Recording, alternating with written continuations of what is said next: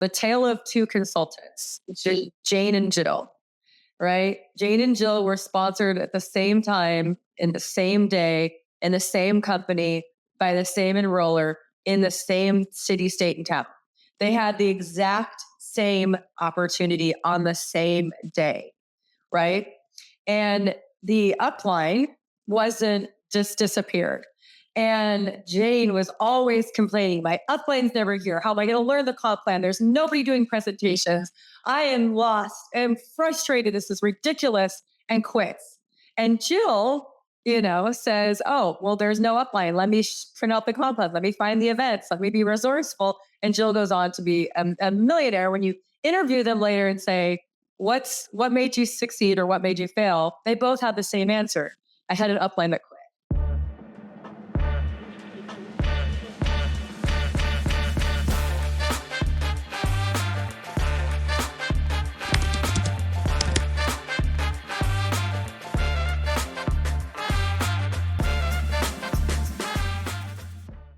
Hey guys, welcome back to the Freedom Factory. I'm excited for this week's podcast. I have Tara Wilson as a guest on our show this week, and I've known Tara for a long time, close to 10 years. She's a proven leader. I mean, that's as simple as you can say it. Proven because she's done it, and she's had to do it in a couple companies, meaning she's become a pro. She's become a full-time earner, big earner, 6-figure earner, 7-figure earner in a couple companies. And there's so much you can learn from a person that has been through some of the things she's been through. I hope you listen closely to her story, because I believe success does leave clues, and sometimes those clues aren't stated. You have to listen and hear them. So enjoy this week's podcast and listen closely. Maybe listen to it twice, because hey, this one might be the podcast that's the aha moment for you. So with no more hesitation, let's jump in and meet Tara and talk to her. All right, guys, I am really, really excited about this week's podcast and who I've got as a guest. I told you a little bit about her in the introduction, but Tara Wilson is with us today. What's up, Tara? Hey, Brandon. How are you? I am super, super good. Super excited to have you here. This is going to be great for everyone that listens to this, because you guys, I know Tara well enough that there are people there are leaders in network marketing that have had levels of success, but then there are like the leaders, the people that know what's going on, have done it, walked it. And Tara is one of those people. She's like on the inner circle, if there's such a third level. She's one of those people. So, and she's got a wealth of knowledge. She says things when I hear her do some trainings, and I'm like, ooh, that was good. That was really good. So thank you so much for being here. And I want to kind of start this thing out today by helping people know a little bit of your background, because I think that kind of helps people understand their own journeys. So tell them a little bit about where Tara came from and how you got into network marketing. Let's just start with where are you from, educational, family stuff. What's that all about? Well, hey guys. So I am originally from Northern California all my life, and grew up very, I don't know how to say it. So we weren't like poverty, but we were like probably lower middle class. My father and mother got divorced when I was 5, and he was a realtor. So, a realtor in the 70s, 80s, 90s, it was feast or famine. Sometimes he paid child support, sometimes he didn't. My mom remarried to a man with 3 children. My mom had me and my sister, so there's 5 of us. So there are a lot of mouths to feed. So we moved up to way Northern California to Weed, California. For those of you who are from California, like probably 5 people will know where that is, but it's like Mount Shasta over by the Oregon border. And then everybody moved back with their parents. So it was just me. So we moved back to the Bay Area. And high school, college, I went to UC Berkeley, studied psychology. And even though I was told several times by my stepfather, who wasn't a very nice person, that, oh, you don't worry about going to college. You don't need a degree. It's kind of funny. It's kind of like one of those rich dad, poor dad stories. I'm sure you're familiar with that book, Robert Kiyosaki. Well, I hung out with some girls that had their parents had money. So mine didn't. I came from like the poor side of the tracks. Well, I was always hanging out with these people that were throwing parties at their mansion for the governor. Like, so I got a taste of it. And that's who I was influenced by. Like, okay, well, all these people went to college. My dad went to college, but my mom didn't. And so I thought that was going to be the path, aren't we all programmed, go to school, get a degree. So I got a degree in psychology, originally wanted to be a psychologist. And then after interning, when I graduated as a group home counselor for teens, and I was just barely over teens myself, I realized I didn't want to listen to people's problems all day, which is kind of funny because sometimes Brandon, don't we kind of do that in our and That that's what you're paid the big bucks to do now. yeah, now I get paid. No, yeah. Every time someone's like, "Oh, poor Tara, go log in, look at your paycheck. Do you feel better?" But I then I jumped into real estate appraisal. My parents owned an appraisal company, and then mortgage. And so my last job prior to here, and I want to say for a fun fact, I don't know if this is time dated, but I'm wearing green in honor of things that were with St. Patrick's Day yesterday. But I Saturday was my 18-year anniversary. Wow, that is something to be proud of. Congratulations. 18 years in the industry. What was young Tara like though? Did you have like Oh, some little side gigs? Were you a oh little yeah. entrepreneur? I was a little scrapper. So when you grow up with no money and there is no one like giving you allowance, if you want something like even a piece of candy, you got to go hustle for it. So we would hustle people. We would get out to the golf course and be like, "Can I have 10 cents to call my mom? We're stranded. Our bike has a tire." That's bad hustle. Or we would just dive in the fountain in front of like in the little town square and grab 5 cents and go to Hop Slickers and got, like some Downators or whatever. But then we started realizing that, you could sell stuff. So anytime there was remember the walkathons where you had to go get Yeah. pledges Oh for yeah. a mile? So I would, I was always like winning the walkathon or like, the candy bars you had to raise for the class funds. I was always selling to everybody.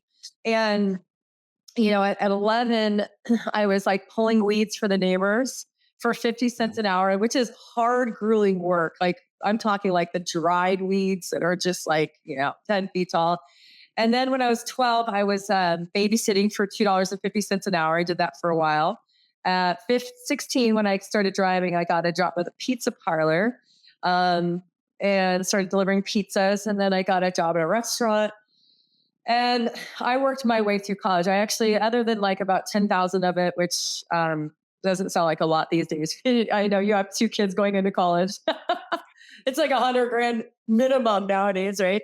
But I paid for like all my books and my tuition, everything but like 2 years of my tuition at Berkeley. I paid for everything. My rent, which was 1,100 a month, 20 or 30 years ago. Isn't that crazy? What would for a one bed? I shared a 1 bedroom apartment at Berkeley, 1,100 a month. I paid my gas, my car, my bills. I did everything. I had that mindset that if it was going to be, it was up to me. I know, and my parents started having a little bit more money when I was in high school. They got lucky, not lucky, but they built a appraisal business. But before that, it was very like if I wanted a name brand pair of jeans, I had to go babysit. I had to go save my money. Oh, I had a paper route. I forgot that one. That was a fun one. At 14, I had a paper route. And if anyone's ever had a paper route, I don't know if you did, Brandon. That's the hardest work I've ever done.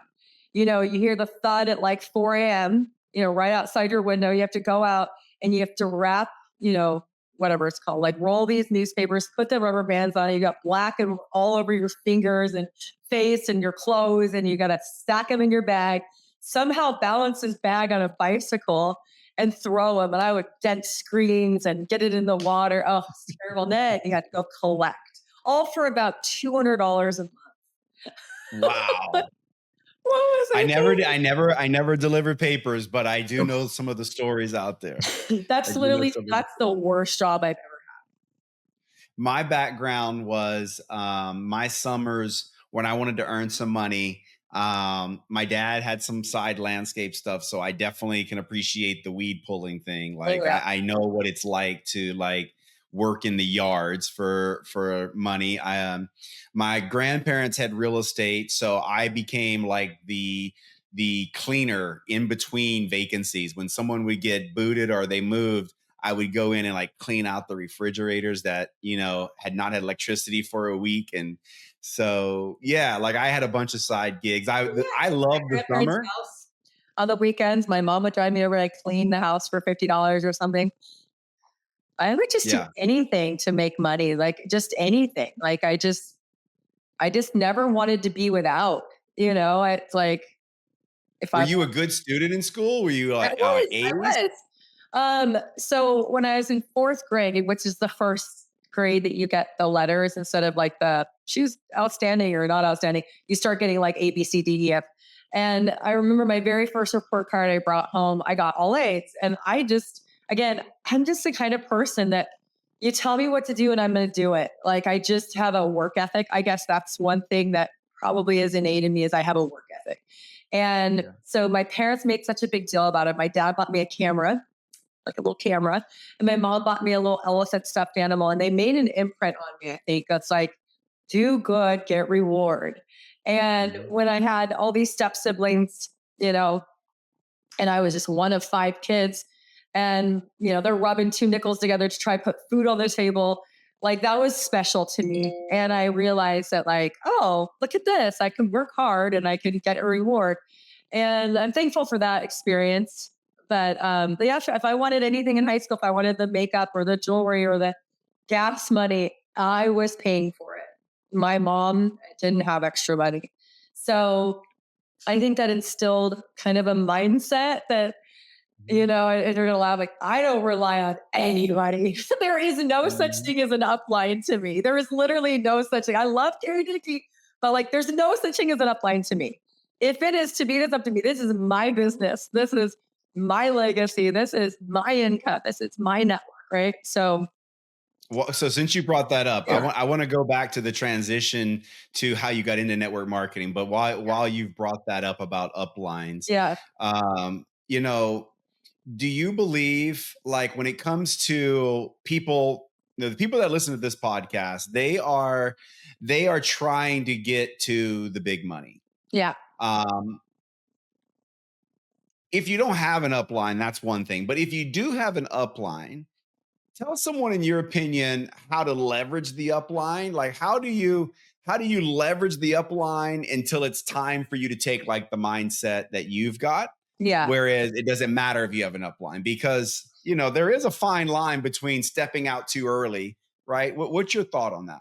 Yeah, well, I mean, it depends. If you're a self starter, then go for it. I always tell people, like, don't put a lid on someone else. If they're running with their hair on fire, at least just make sure they're pointed in the right direction so that they're running. Because there is, we've seen it a lot of times. People put in effort in the wrong thing and then they don't get the results and then they get frustrated. So, I guess for me, the upline is there to, like, number one, be the model for what's possible, right? And some people have upline that's not very successful. Some people have upline that's very successful. And again, those ones that are a good, you know, example of what should we do, how should we talk, what activities we should be doing, and they could just be a mentor. And like I said, I used to go to my first event in 2007, and that was a story I'll say for a minute too. But like I asked everyone, I paid attention. So it wasn't even just upline. Whoever was the speaker in the front of the room had all of my attention. I was taking copious notes and I would go like type those notes and print them out. And then I realized very early on, like really early on in my network marketing career, because our upline was like my enroller was my sister, who was sponsored by my brother, who was sponsored by his neighbor, who was sponsored by someone across town. And their upline, wait. The one person that was successful was 4 hours away. So she would come into town like when they were like, maybe every 6 to 8 weeks. And it was great. We would go see her. But at the end of the day, like, was I going to really wait 6 to 8 weeks before I brought a prospect? You know what I mean? So, like, I realized really quickly on, I was going to need to learn the conversation. And fun fact, my number one biggest fear in life, I'm not joking. And it's funny because you tell me 18 years later was public speaking. My number, Really? it gives my stomach ache just to think about how nervous I used to be. So talking in front of 5 people was my nightmare. Like my nightmare. When I was 5, but you get me up in a living room with 5 people, I literally used to like break out in hives. Oh my gosh. Like, so I do believe talking in front of 5 people is harder than 5,000. I do believe that. Like, I believe, like, when you've got just that intimate setting, I don't know, maybe it's the distance, maybe it's the lights, I don't know, oh, well, the but first time I went on stage, I was dying. I was shaking. Yeah.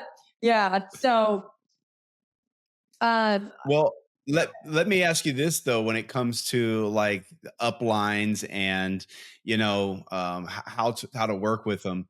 Um, I've had people come to me and like new people in the organizations, and they're like, "Well, is there anybody in my area I can plug into?" What is your thought on like yeah. what's the advantage if you've got nothing to plug into, Yeah. And so I'll tell like you this locally? little story. I'll tell you this little mind game I like to play with people. The tale of two consultants, Jane and Jill, right? Jane and Jill were sponsored at the same time, in the same day, in the same company, by the same enroller, in the same city, state, and town. They had the exact same opportunity on the same day, right? And the upline wasn't just disappeared. And Jane was always complaining, my upline's never here. How am I going to learn the comp plan? There's nobody doing presentations. I am lost. I'm frustrated. This is ridiculous, and quits. And Jill, says, oh, well, there's no upline. Let me print out the comp plan. Let me find the events. Let me be resourceful. And Jill goes on to be a millionaire. When you interview them later and say, what made you succeed or what made you fail? They both have the same answer. I had an upline that quit. So it's like you can Oh, choose what to do with your situation. And because my sister and brother didn't know anything, we kind of tried to learn it together. But I sought out someone even farther up the line that was like a half an hour from me. I was like, oh, someone a little closer. And every mhm. Thursday night, I would bring people to her house. I would sit in the front row. I'll never forget. Like, do you remember the first time you hit your first rank? It was called Star. It means you had to have a case of product on the right, which was like $100, a case of product on the left. I don't know if we put them on the right and left. I don't remember all that 18 years ago. And it was probably like $200 worth of product sold. You made $20 here, $20 here. You're a star. So I made Mhm. $40. It took me over 30 days to make my first $40. And it was my loan processor and my mom, you know? But I remember, thinking, and I was earning a six-figure income in mortgage. So I had a great job. I was not poor. I always tell people this is not a rags to riches story. I was making probably like, I don't know, 130, 140,000 a year back, 20, 18 years ago. That's I good. had two small kids, a 1-year-old and a 7-year-old, and my husband, also six-figure earner, but worked full time. And we saw him rarely, he was like the weekend daddy. So, Mhm. I came from mortgage, and I was still so excited that I knew a couple weeks later I was going to be star 500. Means I had 500 or something like that. And I Uh-huh, remember uh-huh. like standing up when you do the recognition. Do you ever remember that? Like here I am, Yeah, like I was making like $100 a month. In fact, I was like in the red for 3 months because I kept buying like yeah, they would tell you to buy $1,000 of the product, yeah. give it out. No, I told, early on, I told, an executive at the company, that I'm like, "Recognition is like a drug." And he's like, "What are you What do you mean? saying?" And I'm like, "Well, let me tell you something. I went from being in a house where people were saying, 'Hey, good job, pat you in the back, good job, you did a great job, like, you got the good grades, you got some presents, you got rewarded,' to being on my own like you, Yeah. and that stops. Like when you get into adulthood, no one's telling you how great you are anymore. They're telling you you're not doing enough. You got quotas. You just Yep. can't get recognized for anything. And then you get into network marketing, and all of a sudden you're getting recognition that you haven't had since you're 12. Right. And Awesome. it was weird for me. It was weird but good, because it drove me, it drives a lot of people in the beginning. It drives a lot of people. Well, and the competition too, like in mortgage, we were all in this little pod, and there was like a whiteboard in front of our cubicles, and we're all in this little Mhm. cubicle. And our boss would come up between us, and he'd be like, here's a $25 gift card for the next person you're going to have in the system. Mhm. And boy, we were feverishly like, trying to Yeah. answer that phone to get that $25 gift card, not to mention the thousands of dollars you were going to get if you funded that loan. It was like, Exactly. I know, it's funny because people like always down people that play like games, but you know what that is?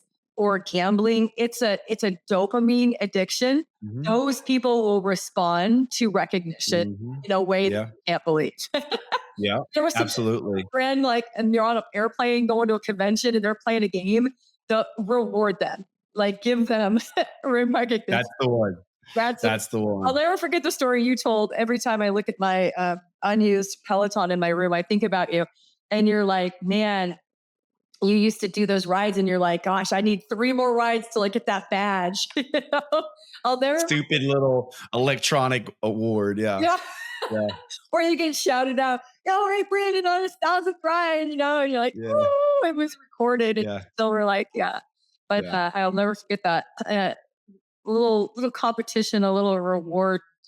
Goes a long way in this industry. It does go a long way. Last thing I want to just kind of mention about, the upline thing is I've noticed in my organizations around the world that my most successful business partners, for the most part, not a blanket statement, but for the most part, were alone in their markets. Like they had to pioneer their Oh markets. yeah. Like some people asked us, like when we started, like how did you start doing those meetings? Because when we were in Florida, signed up, there was nobody doing meetings here. Like there was a guy 4 hours away doing meetings, but in the Tampa Bay area, no one was doing like meetings. And so they were like, "Well, how'd you do it?" And I'm like, "Well, there was no choice. There's a total, There was no yeah, choice." And so when there's no choice, I think that's a good thing.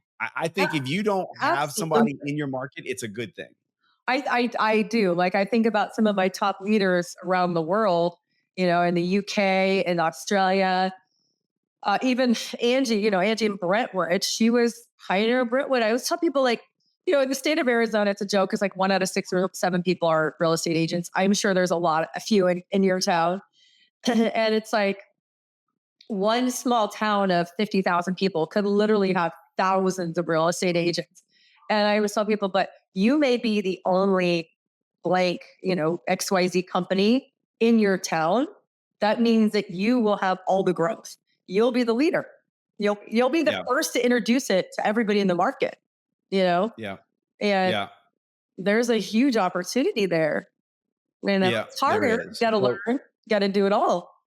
But lesson for you guys is if you feel like you're all alone and maybe you don't have an upline, then that's a blessing, and you're probably at a higher success rate than people who have this hands-on person that does everything for them, because most people will just let people do things for them and a they don't hundred succeed. percent, because like the mother of all learning is or teaching is like the mother of all learning. So if you have to teach it because you're the only one that knows the comp plan and you're the only one that knows the conversation, and you have to go say it by having to learn it, that's you're gonna own it. And Yep. yeah, I mean, we had an upline, but they were so far away. Again, I was like, Yep. and also like over the last 18 years, like again, I've always had, well, not always, but I've had some pretty supportive uplines. And but it's like it never dawned on me to use them. And one of the reasons why is like when I first joined my company that I'm in now for 9.5 years, I had a conversation with my enroller. Give me the conversation, give me a link, give me a website, give me a resource, but I'll go do the work. Just tell me what I need to know. Give me the cliff notes, right? What video do you use? What's the conversation? What makes people excited about this product, right? And of Mhm. course, most of that before you join, because that's why you join, because you're excited about that. And that's it. That's all. And we had her on one Zoom 9.5 years ago. And we could bring our upline in to train and like impart her wisdom. But never have I ever called her for a 3-way call. And the reason is not because she's not amazing, but when I'm talking to a prospect or someone that's looking to join me, they're looking to join me. She won't be there. She won't be Mm, the one doing their calls. So I want to mhm, sell them on me. You see what I'm saying? Like, hey, mhm, I can tell you that I'm going to sell you this dream, but I'm going to help you get the dream. So I'm not going to mhm. introduce you to someone that's not. I'll be running with you. I'll be having conversations with you. I'll be pointing you in the right direction. And I think it's that taking ownership of your business is so empowering that a lot of people don't. They like I say, what I want for everyone is to walk into a convention, and when someone says, "Whose team are you on?" I'm on my team. Like, right? Or people will say, "I'm on Brandon's team." You're a leader when someone, you meet someone at the elevator, like, "Whose team are you on?" And they say your name, you're the leader, you know? Yeah. And Yeah. you don't get there by accident. You get there by, investing into people. And Yeah, doing the things that you're saying. You get to that status by being the leader that people go to. Like you're the first call because they know you have the answer. That's what I always tell people is like if someone is going to your upline and asking your upline a question, that should be a real big red flag to you that they don't trust you have the answer yet. yep, So when they start calling you as the first call, you've arrived. you've arrived. Right. Exactly. And I think people know when they've taken the reins because I see it, in my own business where you got this leader and they have upcoming leaders, and this leader is still trying to be their leader. And I'm like, let them go. They might Yeah. fly above you. Let them go. Like, Yeah. encourage them to fly out of the nest. There's some people that want to hold on to people. They'll just recruit someone new. But Exactly. no, Yeah. and we were talking earlier about just what does it take? Oh my gosh.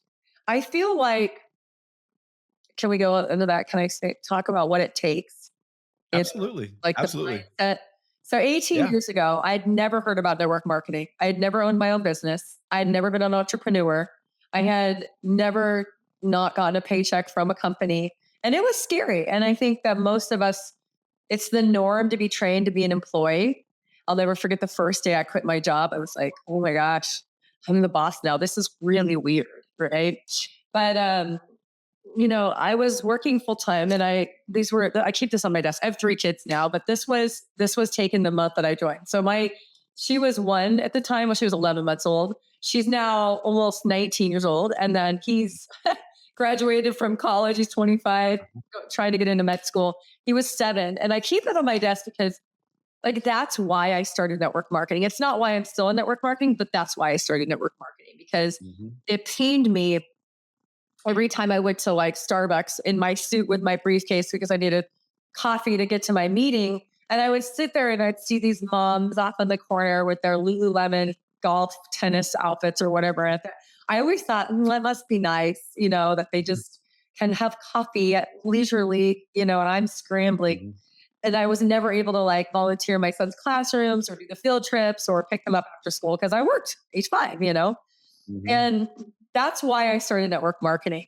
When I saw like my brother and my sister finally begged me to come, this lady was making 5,000 a week. And I was like, you mean a month? She's like, no, a week. And I was like, selling this product? She goes, yeah. And I'm like, that's like 250,000 a year. I'm like, there's no way. And she's like, come see me after the break. And I saw like she just started building it by brick. And within Mhm. 10 months was earning 250,000 a year. That was my first realization that this isn't like a little like I don't mean to say this badly, like a little Mary Kay business. Cause I had tried Mary Kay like in my 25. Mhm. So that was like Yeah. 10 years before when I was a little stay-at-home mom. I did buy the kit. I put some flyers in our neighborhood. I never got a call and I never sold anything except for to my mother, my mother-in-law, and my friend Angie. That was it. Yeah. I would place one bulk order every 6 months to get the best price. And I gave everyone retail. I never made a single dime. But I went to one meeting and I thought it was really cheesy, Mary Kay meeting, but it was like Yeah. kind of planted the seed of entrepreneurism. But that Yeah. was my entire exposure. And then some Amway neighbors that would try to get me to their meetings every Thursday night. I bought a bottle of soap from them, and that soap literally lasted like 2 years. It was concentrated soap. Yeah. And Yeah. Yeah. that Yeah. was it. And I never knew anyone that was successful in network marketing. I never knew Well, anyone. that's what kept me away. That's what kept me away from network marketing. I knew about it. I had been, I bet I wasn't in Florida 2 weeks, and we got invited to this event down in Fort Lauderdale. And my wife and I went because we were broke. I'd never been to Fort Lauderdale, and they were like going to pay our expenses. I'm like, yeah, let's go. And we go down there, and it's literally, they said it's a business conference. It was a Amway event in Fort Lauderdale. It was Yeah. cool. Like, we got to watch people in tuxedos, and the answer was no, not for me. But it was a little bit of an introduction. Then I knew some people that had some success in Monavie. I'd heard Yeah, that about was my that first company. memory. Yeah. I had heard about that company kind of circulating a little bit, That but was huge. That was I never knew anybody that made any significant money. And I think that's one of the things that I hope to eradicate to some degree with this podcast, is by telling as many people that I can that this is a real profession, oh, and the majority of people don't do it professionally. yes. And I know you do it as a profession, and there's a massive difference between amateur and pro. You do it professionally. That's one of the reasons why I wanted to have you on here. So before you joined your first company, Yeah. you were doing mortgages, Yep. doing very well for yourself. Was it that thing with the kids? Was it the fact that you were working your tail off, but you wanted something else? What made you say yes? And more importantly, before you said yes, what were some of the things going in the back of your head that were maybe holding you back? Okay, so but rewinding to like back further, when I was 29, I was a single mom. I went through divorce. I had a 3-year-old, and I was working at Restoration Hardware for $10.50 an hour, and I was typing real estate appraisals for my brother on the side, and I won every sales contest at Restoration Hardware. They said whoever sells the most lamps get a lamp. Throws. I still have blankets in my living room and stuff from those contests. I won every single contest. And so I kind of knew I was like good at sales.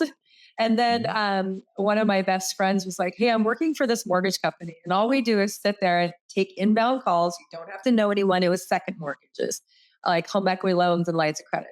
He goes, you'd be really good at it because you're friendly, you're talkative. So I went to go interview. So this company had 40 account executives, four main managers had each 10, and then there was like a head guy. So I was going to interview with this one guy who had like, he needed two more people for his complete 10 team. And he interviewed me. And then I had never had any mortgage experience. I had a little bit of real estate appraisal. I have a degree from Berkeley, but like I had a little like retail experience, but I was very green. So he interviewed me, and I thought it went okay. And he introduced me to like the main guy, and the guy was like, no. I just looking at a resume, no. And so like he never called me to tell me no. So I kept calling and calling and calling and calling and like calling and calling. And like finally he goes, geez, if she's this good at following up with me, maybe she's good. So he brought me in for a second interview. And his name was Jim. And Dave, the main guy, still said, you know what? You do it, but I'm going to strongly suggest against her. So Jim gave me a chance. So I had to go through a 2-week training. Within my first week, I hit my quota. And within the first year, I was the top funder in the entire company. I had a 40 account executives, some of them who had been there decades. And they literally hired people to come in, plug into my cubicle, and like try to figure out why I was the outlier.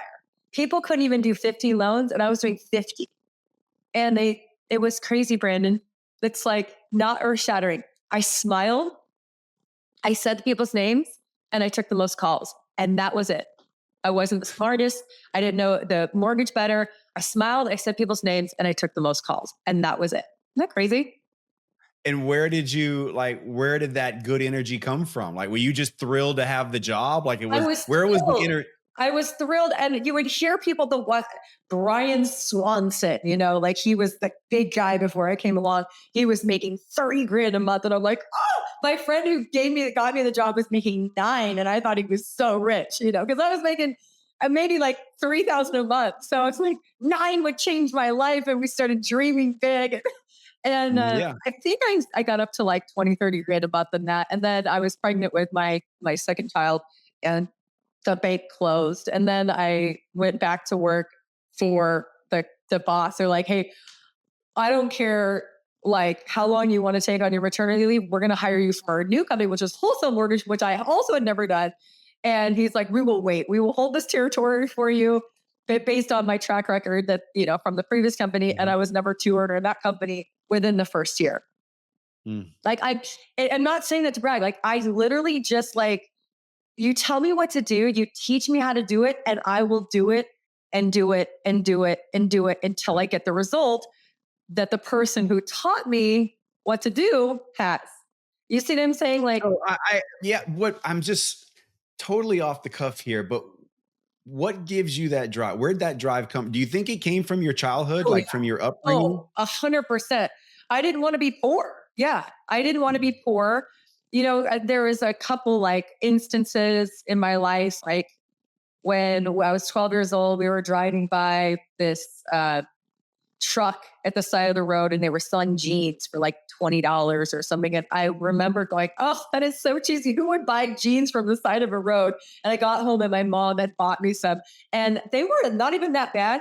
I wouldn't wear those jeans. I had it in my head that, you know, I'm not going to wear those poor people jeans. And Yeah. I remember not being able to get new shoes or, if I wanted to be a cheerleader in high school, like I had to earn every penny for my uniforms, for my camps, for my anything that was associated travel. I had to earn it all.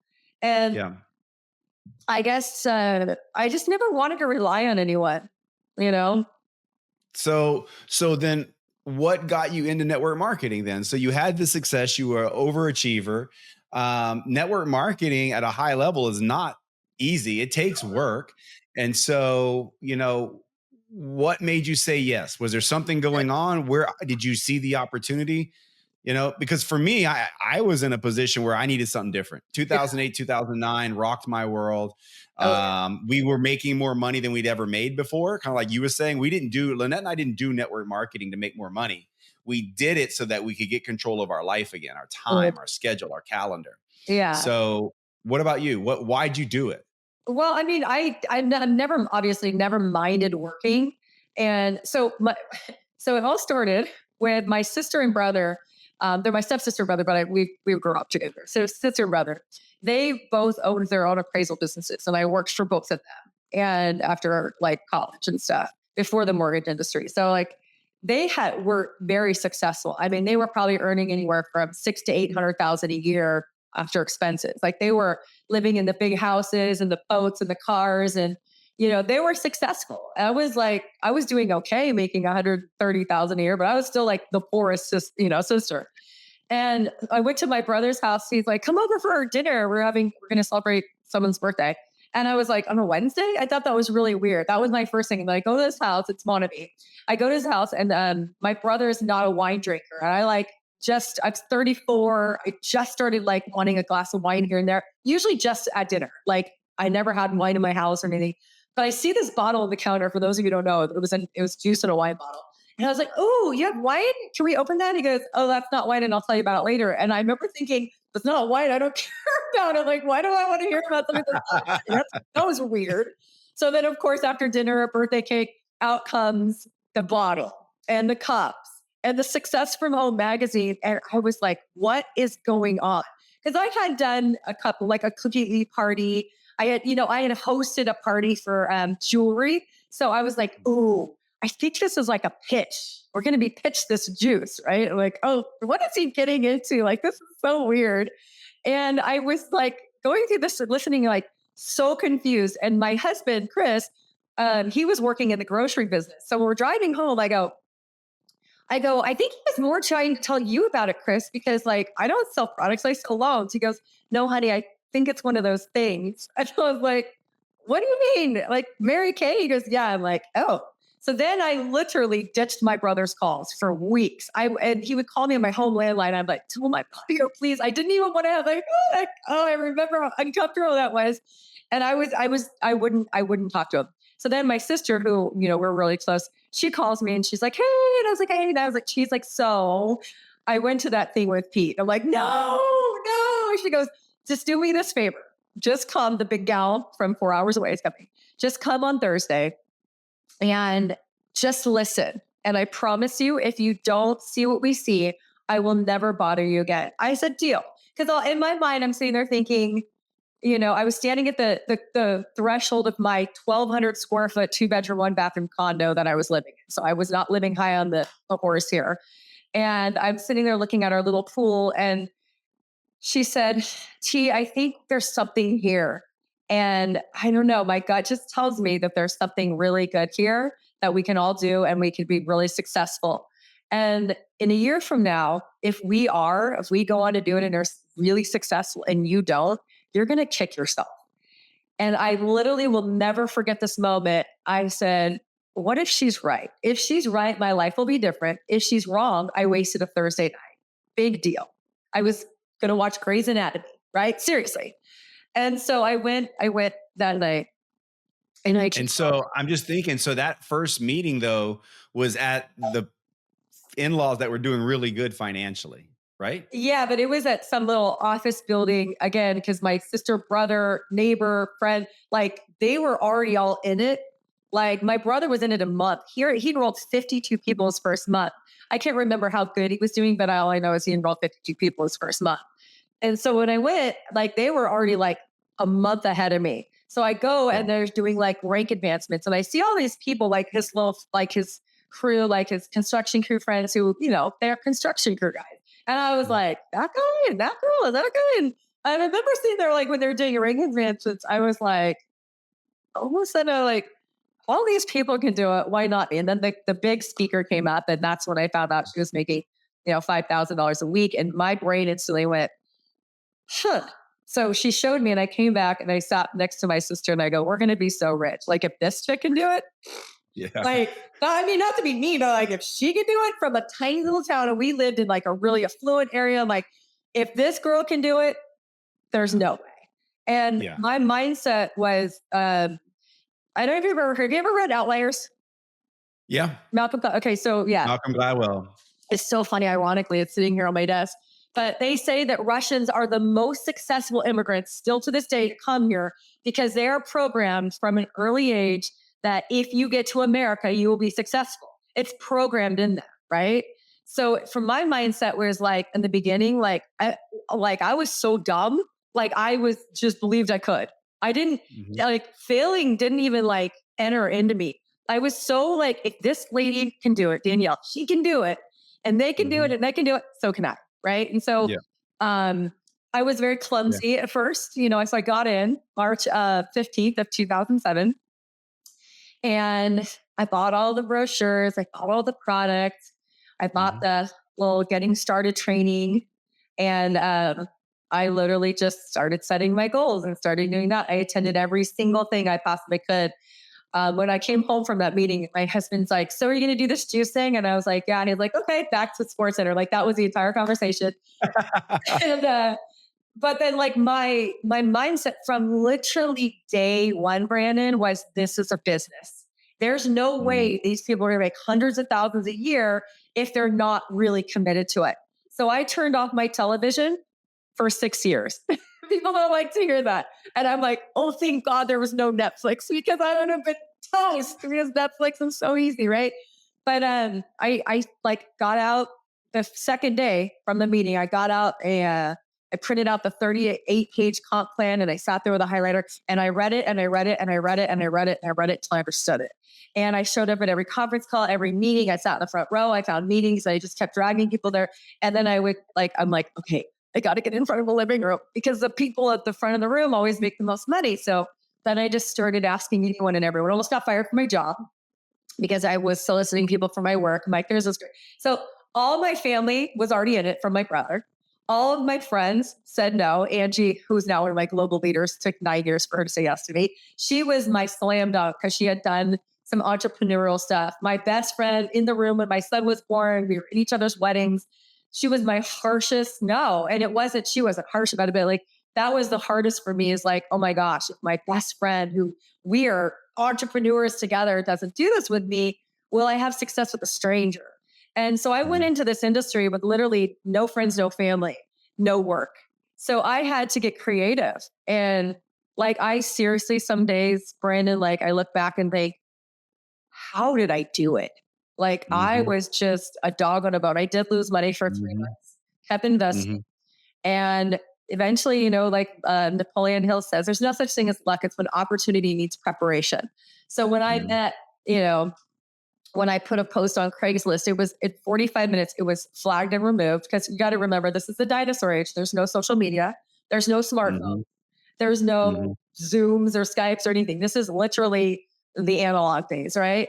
Mhm. And I put a post on Craigslist and I did everything that you're not supposed to do network marketing. I wrote this whole soliloquy and I'm talking about how excited I am and how great this product is and how great this opportunity is. I just met this lady who's making $5,000 a week, dreaming, like verbally vomiting.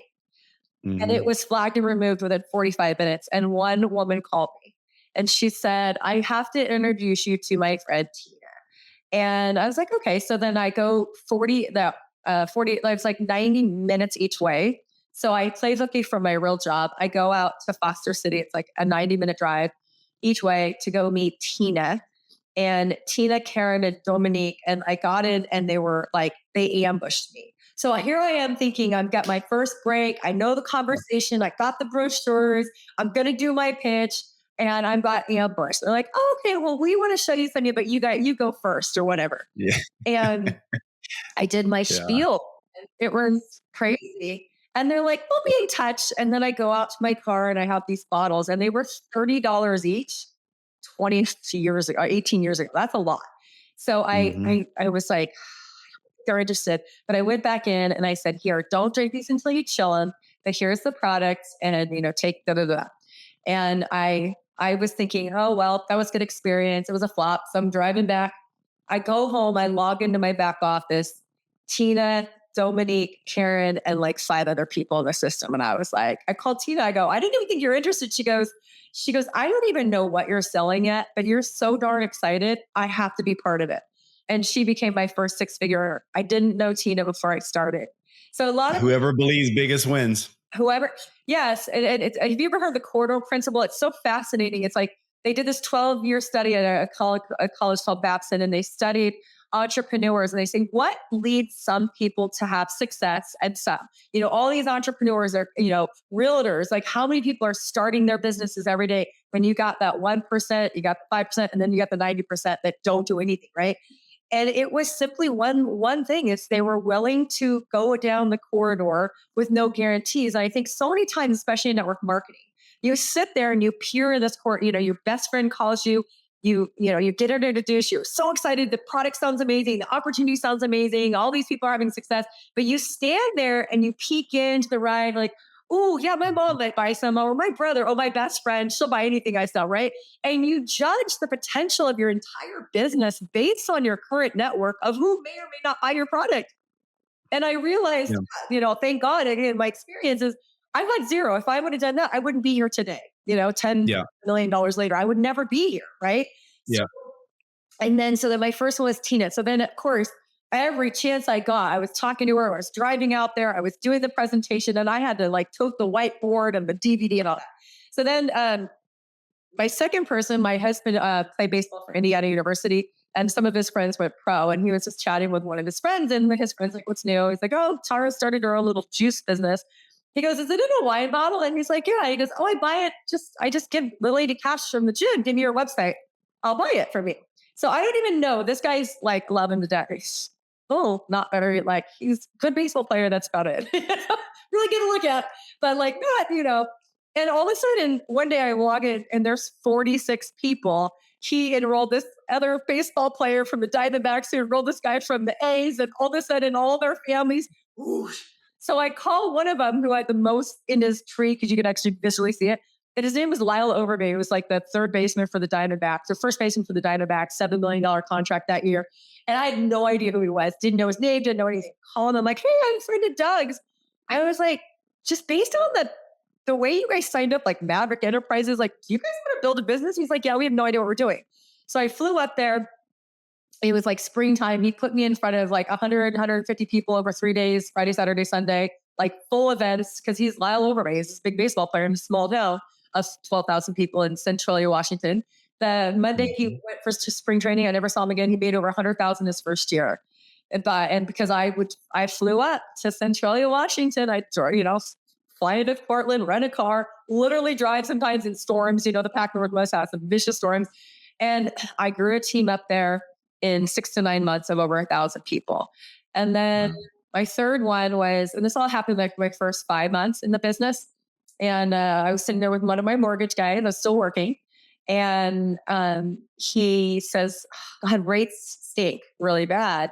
I don't know if I'm going to make commission this month. What are you doing? I'm like, well, I have a lot of you. I'm the wholesaler. So I have like tons of you. But, I started this juice business. Now, mind you, I'm making 12 grand a month in my regular job. And I made $500 that month in my juice business.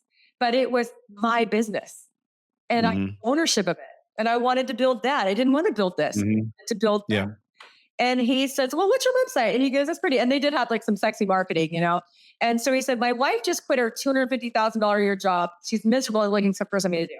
Had I known this woman was the homecoming queen in that town and her dad played for the 49ers and she was the cool girl in town, I swear to God, I would not have sat in Starbucks and drew circles on a whiteboard and be like, if you just get two, we'll get two, we'll get two. And she joined, put 28 people in the first room. One person signed up as a consultant. One bought a bottle, one bought 2 bottles, one bought 4 bottles. Over the next 6 months, I think 27 of those girls enrolled and we grew. She made a 6-figure income, but she didn't like speaking. So I did all of her events. And luckily, she was within 5 miles of me. So we did party after party after party, 2 nights, 3 nights a week. We were just doing parties, sharing the product. And my first full year in network marketing, 2008. So I think I made like 56,000 from March to December in 2007. My first full year, I made $314,000. Yeah. You know, something that I want to bring to the audience attention, listening to your story, all of it, like from little Tara to successful network marketing, Tara, is you've done the work. Like when you said you flew to Washington, got the rental car, drove through the storms, Yep. most people won't do that. Yeah. Like for everybody that's listening, that you guys are wanting to go pro, like you're wanting this to be the thing that takes you where you want to be, you're going to have to be willing to do what other people are not willing to do. Oh, Because I know Tara for sure, there was a lot of nights she was driving a car at 2 or 3 o'clock in the morning oh yeah. or in airplanes at crazy hours when other people weren't willing to do it. They just weren't willing to do it. And You did the work. that was just one of the markets. So I got another person in LA. I would never, I'm playing with my lights. Chris, you playing with my lights? My lights keep going on. So I'm driving, or I was like, literally, I would land at like 4 o'clock. She lived so close to LAX. I would text her. She would come pick me up. We would do a meeting like at 7. So I'm flying at 4. We do a meeting at 7. I was back at LAX. I was not even in town for 24 hours. And it was probably like back then $150 round trip to go from the Bay Area to LA. Then I got another person in Palm Springs from that lake. And again, I took ownership of the business. I was flying down to Palm Springs, got someone from the baseball in Phoenix and Tucson, was flying out there. I was an A-lister. Thank goodness, Southwest was a lot of just these little quick flights. Portland, Seattle, Palm Springs, Phoenix, Los Angeles, Ontario. Like I was literally on a plane twice a month. And Yeah. I did the work. Yeah. And I invested back in the business. I mean, my expenses were a lot that year, but Yeah.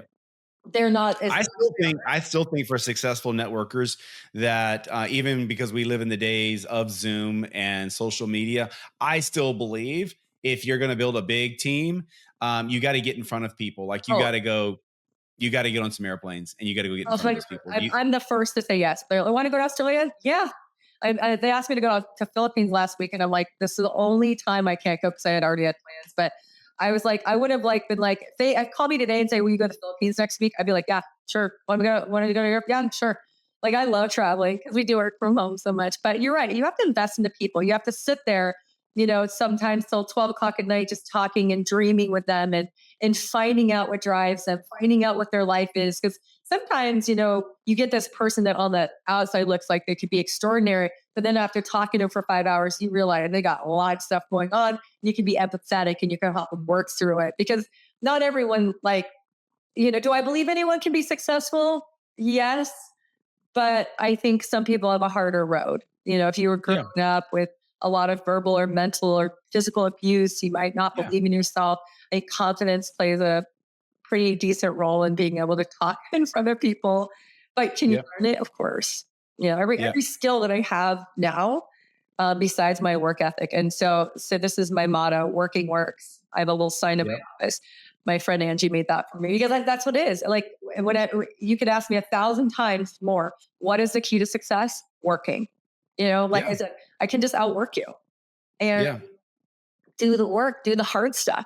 Nobody likes rejection. Do you like rejection? I don't like rejection still. It doesn't bother me as much, but I still don't like it. I don't like Yeah. ridicule. And those were some of the hurdles that I had to overcome, because when you're all gung ho about your product and you just go and verbally vomit and you want everyone to see the vision, you're trying to Yeah. shove everyone in front of your product. People talked about me, people made fun of me, they called me Monavi. That was my nickname from my inner circle. They're like, hey, Monavi, because that's all Tara talks about is Monavi. And Mhm. was that hard? Sure. Was that like embarrassing? Yes. Was that humiliating? Yes. Was it humbling? Yes. But, a year and a half later, when I'm making $300,000 a year, it sure softens the blow. Then you learn how to have more Yeah. business conversations, more like Exactly. instead of, yeah, more professional versus predatory. So you've been able to, you've been in a couple companies, things happen. And because things happen, what would be your advice to someone that's got a job? Like you were doing really well. You were making over 100 grand doing mortgages. What's your advice to someone that wants to go full time in network marketing? What's the right time financially? Have you Yeah. talked to your leaders about that? Yeah, and of course it's different for everyone. Obviously, for me, um, my biggest fear is ever having to say the words, "I don't have $500." Like my biggest fear is being broke. My biggest fear is not having money. So for me, I was very conservative, but I would say, don't rely on 1 or 2 good months. There has to be like a trajectory of growth. For me, I'm trying to think, it was 2012. So I was 5.5 years into my career and I was earning a 7-figure income and had $500,000 in the bank. But that's because I also had 3 small kids, or my kids were, oh, yeah, 3, 6, and 10. So, Mhm. I have responsibility. Isn't about like if I was retired, it would be different, but I had sports and school and, all the things. Yeah. Um, for me, I wanted to be ultra conservative. And that's when we took my husband home. So when I quit, I was, like I said, I was making around 12,000 a month, but I knew that if the trajectory was going the way it was going, because I You was making 12 grand a month with your mortgage in my business. mortgage business. Yeah. So my husband and I sat down and it happened quickly. So for the first 3 months, I like literally was in the red. I was losing money every month. I was investing like $1,200 plus, any kind of travel. Oh, and I'll talk about my first event um, in a second. So like I was investing a lot back into my business and I was Yeah. buying the product, buying the brochures, getting on the planes. But I didn't really start making money. I tell you, when I told the guy I was making $500 a month, he joined in like July. So I started March, April, May, June. So in my fourth month, I was only making $500 a month. But then in Mhm. August, all the work that I did the 4 months, all these 3 pockets in these 3 different areas of these leaders that I was Mhm. investing in, all of a sudden, crops, like crazy crops started coming up and my income went up really quick. It was weekly pay. So it went from like 200 a week, then 500 a week, then it was like 700 a week. And then all of a sudden it was 1,000 a week. And I'm like, oh, that's 50,000 a year. And my husband did have the benefits and the full-time job. And so we sat down, it was like September and I only been in 6 months. And we're like, what if I'm making $1,500 per week, 4 weeks consecutively, and we know it's growing?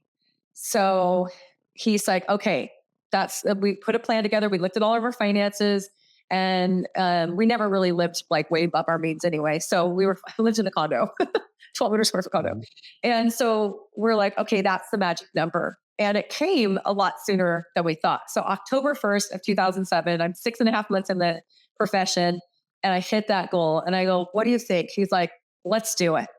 And I remember when I went and met my boss and I'm giving my Amex and my laptop and my Blackberry to him. Mhm. And he was because I was like number 2 in the company. I was doing great. He's like, I don't understand this.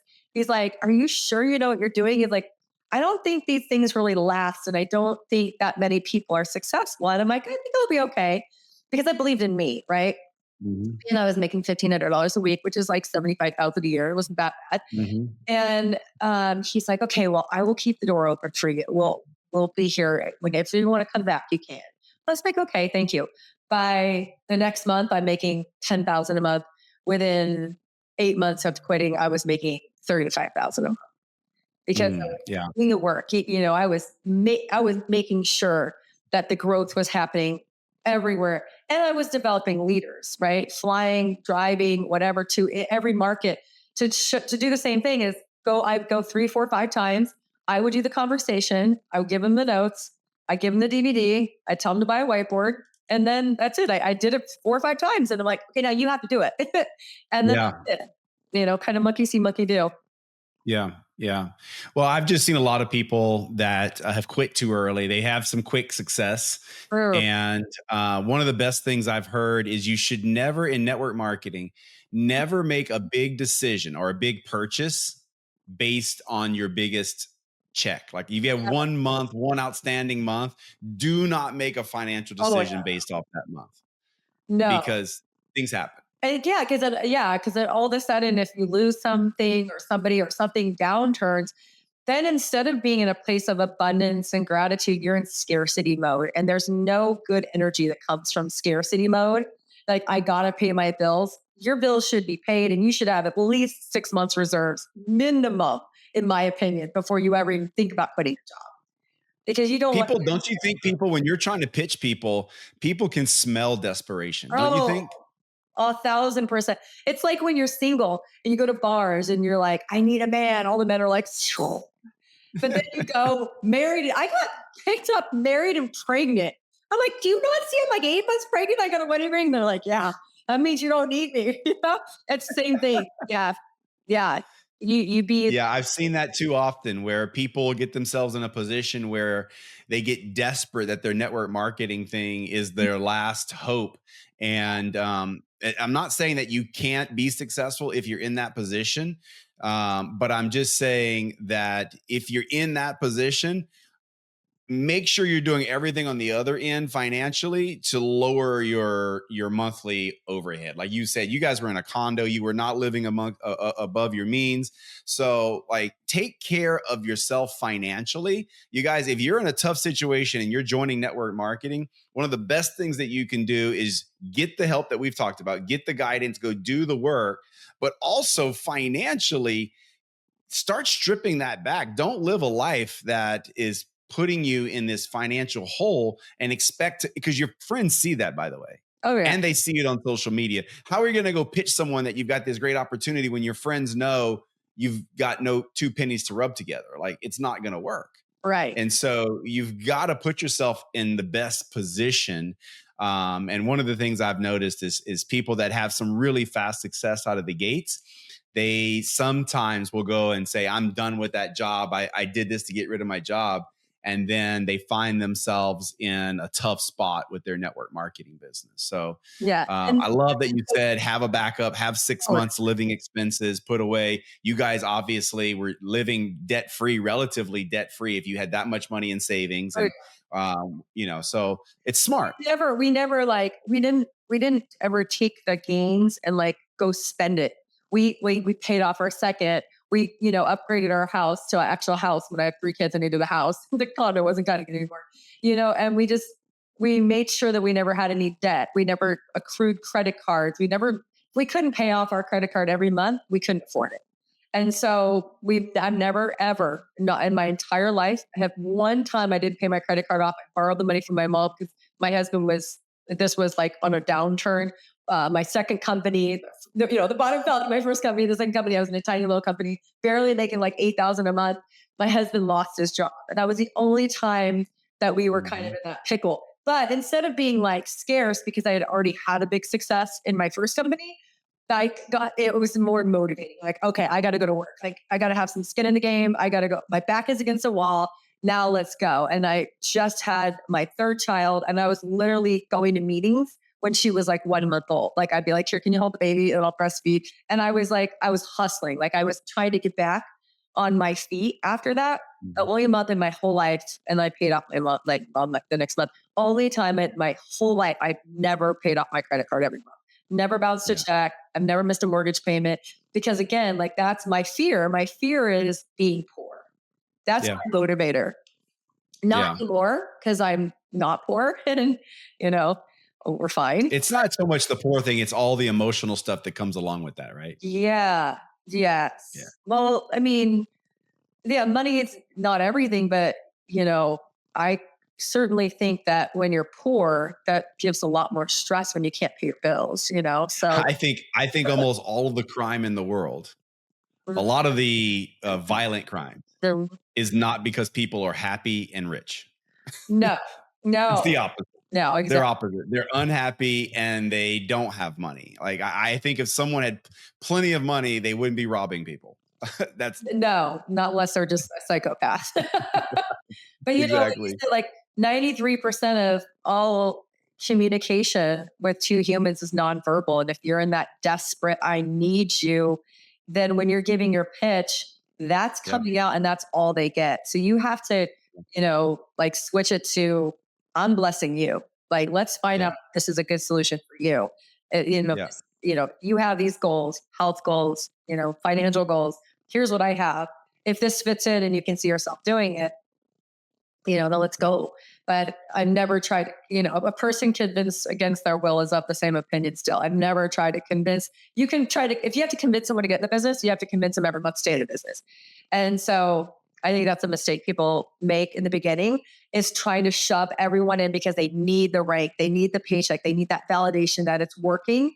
And they just kind of try to get everyone to say yes. And I know I made that mistake instead of saying, here's what I've got. Is it something that, you know, like sounds good for you? Yeah.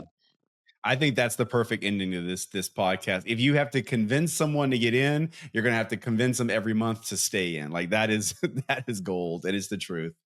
Tara, thank you so much for being here today and being a part of this. I know you're busy and have a lot going on, but you dropped a lot of incredible information here today, and I hope people listen to this a few times because there's a lot of things that you shared that I think will resonate with people and can help them be successful, turn the page and do this thing and become free through network marketing. So, thank you so much for being on. I appreciate it, and I hope to see you, hang out with you soon.